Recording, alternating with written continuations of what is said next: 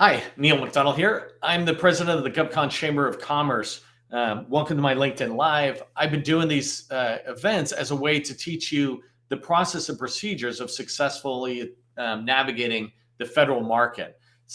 For 20 years, I was a small business owner doing exactly probably what you're doing now. And since 2018, I've been focused on teaching people that government contracting is not a secret, it's just a process. And the process goes from A to Z, right? And one of the process steps that you want to do in there is to be where the buyer is looking. And that's what we're going to talk about today, right? The thing is, the title of today's LinkedIn Live is Fixing a Top Mistake Small Businesses Make. We're often not where the buyer is looking. If the buyer is looking over there and we're here, it does us no good. But if we get in front of the buyer and they're looking that way, we increase the likelihood that they're finding us, right? And so that's what I want to talk to you about today. I'm going to cover this topic in three main bullets, if you will. One is just an understanding of the difference between active and passive marketing. The second thing I want to talk to you about is supplier portals, both agency and large primes, and the GovCon Chambers directory that we send you to all these places, make it easy for you to reach them. And the last one is one of the biggest mistakes out there relates to the Navy, which got me thinking about today's topic. How many of us are missing out on being where the buyer is looking, in this case, where the Navy buyer is looking. So that's what we're going to talk about as we go forward. So let's talk about passive marketing and active marketing. And really what this means to me is if you think about active marketing or even active sales, you can only knock on so many doors. Active means I'm knocking on a door, I'm calling somebody up, I'm doing something to reach that person, that buyer, whether it's a large prime as a teaming partner or a federal agency where you're trying to do prime business development and capture activities in there. You can only knock on so many doors. And when you think of the sheer volume of buyers out there, the Department of Defense, for example, has over 150,000 people who are involved in the acquisition lifecycle, 150,000 buyers, if you will. And when you think about that number, you could never reach even 1% of them actively. If you were out there knocking on doors and trying to reach out to people, maybe you could call 10 people a day. Maybe you could reach 20, 25 people a day. Anything more than that is unrealistic because at some point, those people are going to have meetings. At some point, you're going to have follow-up action items. At some point, you're doing a lot of other activities. And so you only have a limited amount of time each day to be doing active marketing or active sales. And so if you can only reach 1% or less of your target market, the people who potentially would influence whether you win a contract or put you on a team, et cetera, then what about the other 99%? The other 99% is what I call passive marketing. And I'm not here trying to give you marketing 101 from some college and talk about marketing from an academic standpoint. I'm talking about actual tangible things we can do, right? So forget about the arguments about terms and things like that. Marketing to me is just getting other people aware of you. Business development is about getting agencies aware of you and for you to learn about an agency, to learn about opportunities. And so and then capture, by the way, is chasing one opportunity all the way down. In this case, when I talk about active marketing, I'm talking about you're reaching out, maybe calling a small business specialist. When I'm talking about passive marketing, now we're beyond the small businesses or small business specialists. We're into the contracting officers or even the program offices at the very earliest stages of an acquisition where they're doing research and they're looking out to see who's out there. And so when they do that, they're going to look at a particular place, portals, et cetera, which we'll talk about in a minute. And you want to be there. You want to be in these portals. You want to be where they're looking. When you're where they're looking, then you will be found more often, certainly, than if you're not where they're looking, right? I can't guarantee you 1,000 companies or 1,000 agency buyers will find you. But what I can guarantee is if you're not in the place they're looking, no one's going to find you. So that's a quick introduction of active marketing and passive marketing. And so we'll go into talking about this maybe a little bit more specifically. So as you think about passive marketing, the number one passive marketing tool in federal government contracting is the first place you register when you become a small business or a business selling to the federal government. That is SAM and DSBS, what I call the small business profile. So those two tools, SAM owned by GSA and DSBS owned by the Small Business Administration or SBA, those two together make up your small business profile. They tell your story. And so the first thing you want to do is to make sure that the data that's in there is completely valid. That data is often replicated to other tools. An example is I was at a Virginia PTAC event yesterday, great event for matchmaking, et cetera. And the GovCon Chamber was a sponsor, so really happy to support the PTACs. And I was at this event, I saw somebody there who had a tool that brought in all these federal database, this federal data, so SAM data, FPDS, that kind of data, brought it all together, trying to make it available for companies to access it in one place. Anyways, when I was talking to them, they said, yeah, we reach in and grab SAM and DSBS data and bring it out into our tool, and then we serve it up to prime contractors who are looking for small businesses to work with. And we had a slight chuckle, and this is one of those ironic chuckles, not a funny chuckle, of, so if the data is bad or missing in SAM and DSBS, then it's going to be missing in your tool, and then it'll be missing when the agency buyers or large prime people try to use this guy's tool, this company's tool. And he said, yeah, it's missing. And so what I'm telling you is the first thing you need to do is to go make sure that your SAM registration and the accompanying pages in Dynamic Small Business Search, the DSBS search tool, make sure that data is all full. And this is not overly complicated. In there, I'm talking about keywords. What are the keywords that buyers can find you on? What are the what's your capability narrative? And this is basically your elevator pitch. You know, that opening story you tell people when you answer the question, what do you do? What's your company do? Oh, we do this, this, this, this. Well, DSBS has a portion for that, and it's called the capability narrative. There's some other data in there that you want to make sure it's really good. Your website, a point of contact they can call if they're interested in learning more. But also they have a section for those of you who have experience for past performance. So go in there and put past performance, because in this tool, if somebody finds you because of a keyword and they like you because your capability narrative, then they're going to validate that you might actually be a good fit for them to talk to through your experience. And so having that data up to date is really important. But keep in mind, your small business profile, again, made up of SAM and DSBS, that small business profile is the number one marketing tool in the federal government. It's also the number one supplier portal. It's the supplier portal the government provides all agencies. All federal government buyers, market researchers, et cetera, they are all told to look in SAM and DSBS when you're looking to find suppliers, to find vendors who can support Department of Education, Department of the Army, et cetera. So you want to make sure the tool that they're being told to go look at is up to date. Another reason that it's awesome to have it up to date is because that tool leads to other tools. I already talked about some of these subscription services pull data right out of there, but also companies like Boeing or Lockheed, Booz Allen, et cetera. These companies have their own supplier portals, and they sometimes pull data out, or they ask you to put in your DUNS or the UEI number. And when you put it into their portals, they automatically go out and just do a data grab and pull the information you already entered and bring it in. Not all of them do that, but many of them do. So why bother signing up for a supplier portal for a large prime if the data they're going to get is basically missing, right? So make sure you fill this one out because it serves other tools.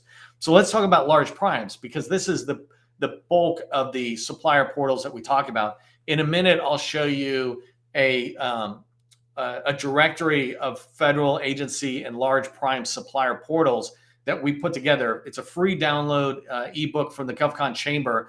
But in there, it's got links directly to the small business portal site, as well as a direct link to the supplier portal so that you can sign up for, Bechtel, Lockheed, et cetera, all these companies I mentioned.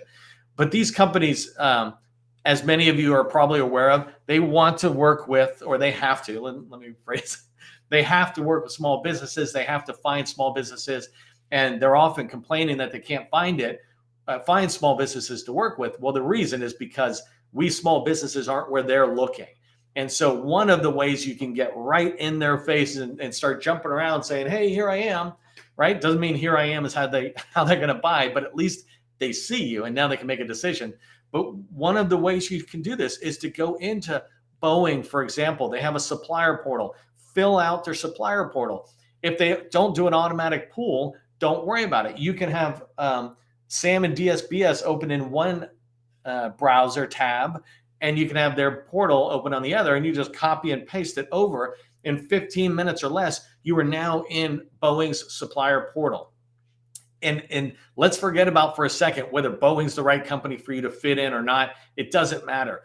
If you can spend 15 minutes and be in a portal, and there's any chance of a contract coming from that, $100,000, $1 million, whatever, down the road, then isn't it worth that 15-minute investment? There's a good chance that Boeing buys pretty much everything any of you might do. And so I'm not here today to talk about which is the right ones to register in, because I think a lot of them will end up buying. And keep in mind, it's not just about getting in their portals to be able to serve them as a subcontractor, but you also have the ability to serve their internal needs, right? If they have internal needs or commercial needs, Boeing serving commercial customers of theirs, if they have those and you're in their supplier database, well, now you have the potential of working with them if they like you, if they find you, et cetera, on federal, on commercial, and in internal Boeing projects. And so that's well worth 15 minutes to get in the portal. One of the other things I want to put in perspective for you, you really need to understand how big this buying pool is. And what I talk about passive marketing, Boeing alone has something near 14,000 buyers, people who at one point or another are looking into those type of portals, trying to find businesses they can work with, trying to find subcontractors, trying to find small businesses to shore up their small business plan, trying to find just qualified suppliers to serve their needs. Whatever it is, Boeing has 14,000 plus buyers that are potentially looking in there. You could never reach them. Never. It's not even worth it for you to try to reach that many. But imagine if you're in there and when they're looking, you have the chance of coming up. That, again, is passive marketing to me. You're somewhere where you don't have to do anything. And so as you look at the directory that we serve, and maybe I'll share my screen really quick.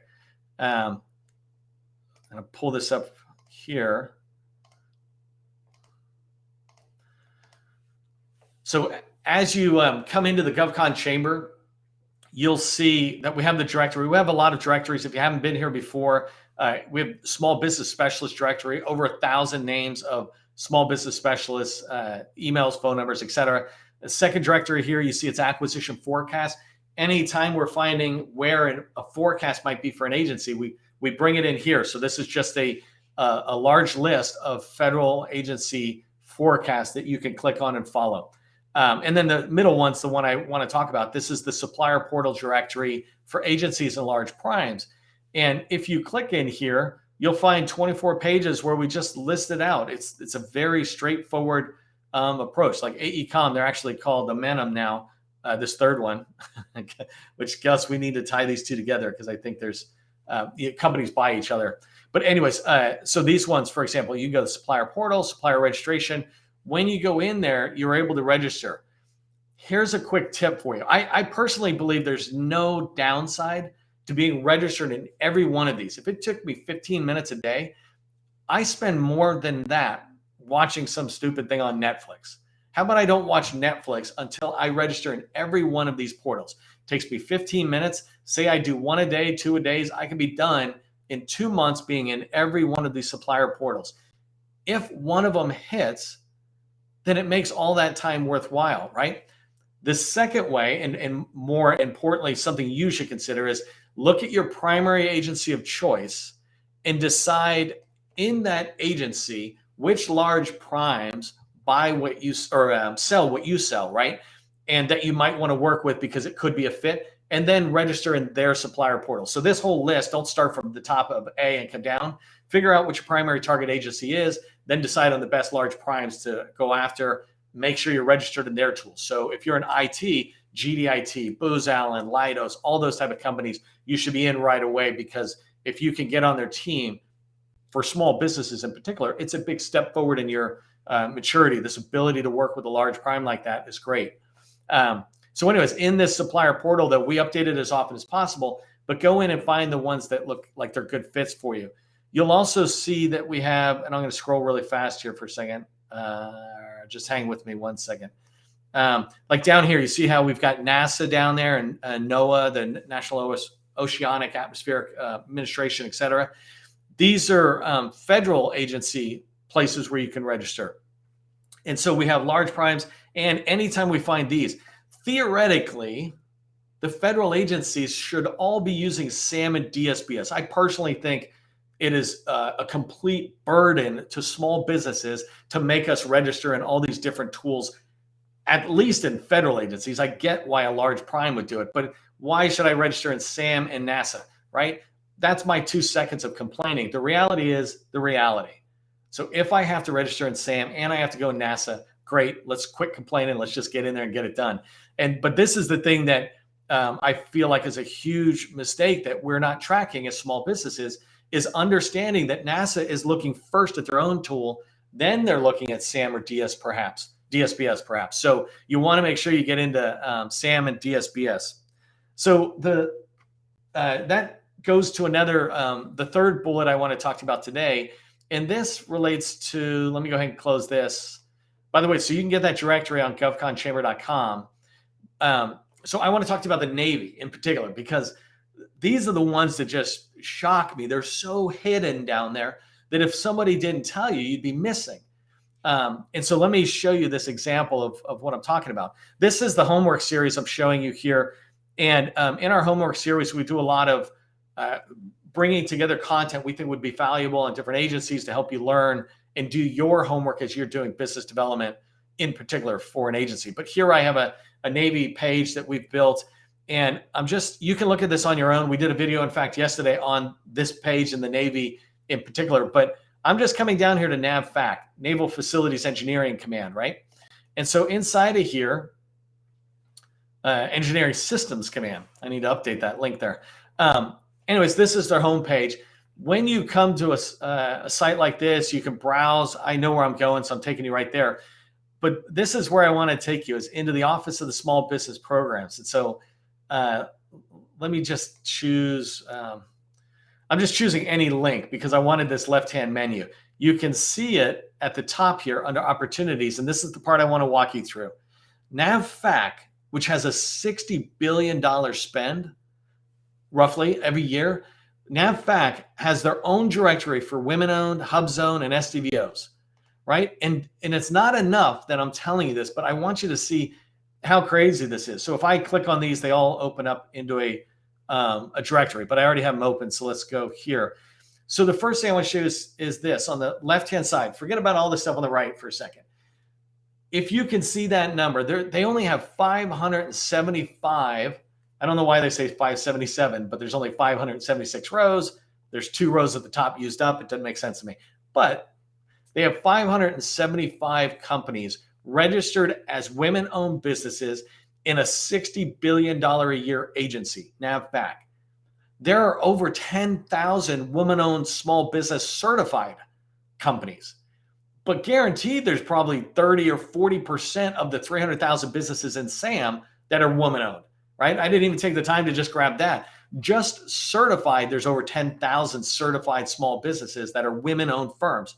Is your company in here? Actually, in the comments, do me a favor and put, whether you're a woman-owned, if you're a woman-owned small business, put WOSB and tell me yes or no on whether you're in this database. And you had to put yourself in. So you should know right away. But either way, just in the comments, just put WOSB. And this is what I mean. If you're a woman-owned small business, but you're not in this directory, and NAVFAC buyers come here first looking for potential vendors before they go anywhere else, then you're missing out on a chance to be found, that passive marketing. Imagine if they come in here, 500 companies, there's a good chance they might find enough companies to then reach out to them and say, hey, we'd like you to do a bid, or we'd like you to respond to an RFI, whatever. And they just exclude the world for a second because they're able to say, hey, we did market research, we found companies in here, and these are the ones we reached out to, right? Imagine if 𝗚𝗏𝗃 or 𝗏𝗏, two other major buying commands within the Navy, imagine if they know NAVFAC is keeping this. And they just go, you know what, let's just go look at their directory. We don't even go to DSBS or wherever. And so you want to be where the buyers are at. And so I'm showing you one place. Anytime you have an agency you want to sell to, make sure you're asking them, do you have a directory? So let me show you another one here. That was women owned. The next one is SDVO, right? So down here, we've got SDVO small businesses, 850 companies, 850 registered with NAVFAC. $60 billion spend every year, right? There's over 12,000 SDVOs. If your company is an SDVO, put that in the comments right now. Just write SDVO SB, small business, right? SDVO, small business. Put that in the comments. Look at this. Are you one of these companies? Do you think that you should be one of these companies? This is a directory NAVFAC is keeping of the SDVOs. If you're not in there, then how can they find you if this is the only place they look? I'm not saying it is the only place they look, but if they're keeping a directory of SDVOs that has 800 companies, there's a good chance none of the market researchers or federal buyers who use this tool will feel the need to go anywhere else. So let's make sure you're in here. And let me show you the last one, because this one was the Hubzones, and it drove me nuts because I've talked to Hubzone companies about this before. So there's a Hubzone directory. And if you bring this one up, and I'm going to scroll to the bottom here just to get that total number. So if we come to the bottom, 206 Hubzone small businesses. I get Hubzone small businesses asking me all the time, how come we're not being found? I get large primes talking about this all the time. We can't ever find a Hubzone. You hear the Department of Defense, I believe, disingenuously complain about the small business supplier portal shrinking. It is not shrinking. They're just not taking the time to find all the businesses that are already in the federal space and helping them understand that they need to be where we look. And DOD happens to be looking there, and we all mostly are over here. And so I'm just trying to get us all aligned. I said 206 Hubzone businesses. There's over 5,000 Hubzone small businesses. 5,000 of you are potentially Hubzone. In fact, if you're a Hubzone, put it in the comments. Just say Hubzone, right?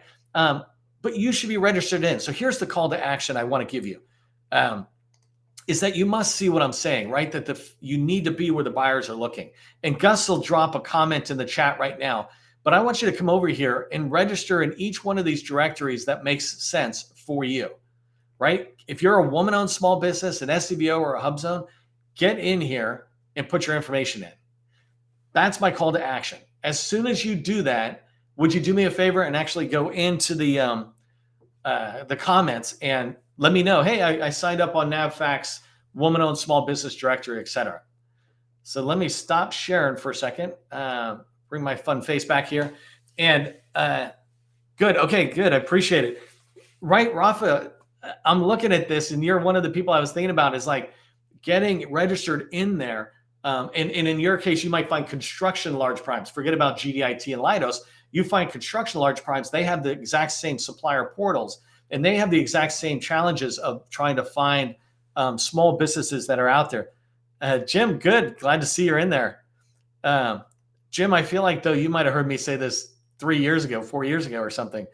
So we've got the link in there. Just a reminder to you, right, is that there's passive marketing and there's active marketing. Passive sales, active sales, whatever you want to call it, right? What I mean is there's so much you can do proactively, knock, knock, knock, and the rest is going to have to be reactively, reacting to when somebody is contacting you. They can only contact you if they find you. And remember what I said, right? We're all here, and the agency and the large primes are looking this direction.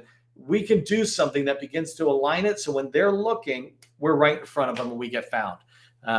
I hope you found it valuable. If you found it valuable, give it a thumbs up. If you think other companies that you know of would want to get on NAVFAC's list, for example, for Hubzone, woman-owned, or SDVO, or get on the portals, do me a favor and tag them in the comments. Hey, @Joe, you should take a look at this. Great video, 5-minute tip kind of thing, whatever. but share it with somebody. Let them know that we're doing this stuff out there and we're really trying to help people get to know what's going on. Tomorrow, I'm talking about the Army. The day after that, I think I'm talking about the Air Force. And I'm sorry, it could be reversed. I could be talking about the Air Force and the Army. But if you want to know more about ways to get in, join me tomorrow or in the next video. If you're watching the recording, just find it somewhere in there. So keep in mind, government contracting, it's not a secret. It's just a process. I'll see you at the next time.